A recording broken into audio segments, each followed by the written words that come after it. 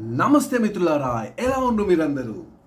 కొన్ని వారాల క్రితం ఇంటర్నెట్ ఓపెన్ చేస్తే ఫేస్బుక్లో అంబానీ, ఇన్స్టాగ్రామ్లో అంబానీ, యూట్యూబ్లో అంబానీ, మొత్తం అంబానీ వాళ్ళ ఇంట్లో పెళ్ళి. ఇదంతా ఎపిసోడ్లో కొంచెం రోస్టింగ్ చేద్దాం. ఈ పెళ్ళి నుంచి, అంబానీస్ పెళ్ళి నుంచి మనం ఏం నేర్చుకోవాలో కొంచెం లెర్నింగ్ చేద్దాం ఈ వీడియోలో. అంబానీ పెళ్ళి పైన చిన్న కవిత. అంబానీ ఇంట్లో పెళ్ళి, సోషల్ మీడియాలో లొల్లి, డిబేట్స్, డిస్కషన్స్, ఒపీనియన్స్ చేస్తున్నారు గల్లీ. కొందరు ఈవెంట్ చూసి, వీడియోస్ చూసి ఎంజాయ్ చేస్తున్నారు మళ్ళీ, కానీ మరికొందరు ఏడుస్తున్నారు కుల్లి. ఈ పెళ్ళికి చాలామంది వచ్చారు. ప్రపంచంలోని ధనికులందరూ, 1% క్లబ్ అంటారు, రిచెస్ట్ 1% పీపుల్ అందరూ జామ్నగర్లో జామ్ చేసేసారు. ఇదంతా చూసి నేను పెళ్ళి అనుకున్నా. కాదు, తర్వాత తెలిసింది ఇది ప్రీ వెడ్డింగ్ మాత్రమే అని. మన సార్ ప్రీ వెడ్డింగ్కే 1000 కోట్లు ఖర్చు పెట్టాడు. ఇంకా మీమ్స్ అయితే పండగ. ఒక వీడియో వైరల్ అవుతుంది.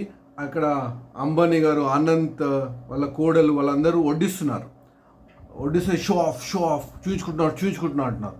అరే బాస్, ఈ అనేటోళ్ళు అందరూ ఫస్ట్ అన్నదానంలో ఫస్ట్ తినేటోళ్ళు వీళ్ళే ఉంటారు. ఎప్పుడైనా అన్నదానం చేస్తే తెలుస్తుంది దాంట్లో ఉన్న తృప్తి ఏంటో. ఏమంటారు? ఇంకో వీడియోలో అనంత్ అంబానీకి ఒక పెద్ద ఆవిడ 50 రూపాయలు 100 రూపాయలు ఇస్తుంది. ఈయన తీసుకుంటున్నాడు. అందరూ అంటున్నారు ఇంత డబ్బు ఉండి ఇంకా డబ్బులు తీసుకుంటున్నాడు, 50 రూపాయలు 100 రూపాయలు తీసుకుంటున్నాడు.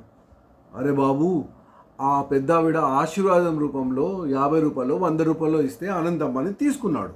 లక్ష్మీదేవిని ఎప్పుడు నో అనొద్దు. అందుకే వాళ్ళు అక్కడ అంబానీస్ అక్కడ ఉన్నారు.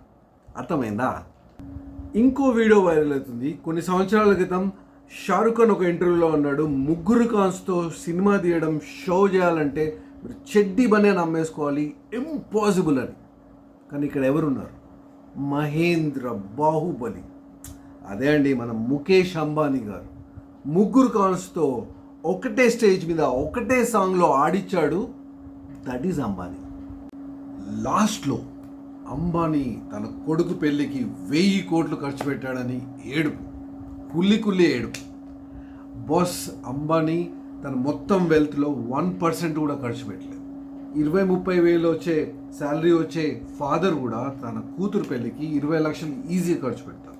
కొందరు తన సేవింగ్స్లో కొంచెంతో పెళ్లి చేస్తారు, కొంచెం సేవింగ్స్ అంతటితో పెళ్లి చేస్తారు, కొందరు అప్పు తెచ్చి పెళ్లి చేస్తారు.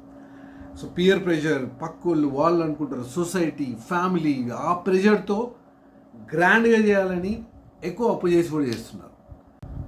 మీరు చెప్పండి, ఇప్పుడు జరుగుతున్న గ్రాండ్ వెడ్డింగ్స్ అవసరమా కాదా? అవసరమైతే ఎలా చేయాలి? ఎంతలో చేయాలి? ఉన్నదంతా ఖర్చు పెట్టి చేయాలా? అప్పు చేసి చేయాలా? ఆర్ అంబానీస్ లాగా 1% ఖర్చు చేసి చేయాలా? మీ అభిప్రాయాల్ని కామెంట్ రూపంలో రాయండి, మిత్రులతో షేర్ చేయండి. Please subscribe. Thank you so much.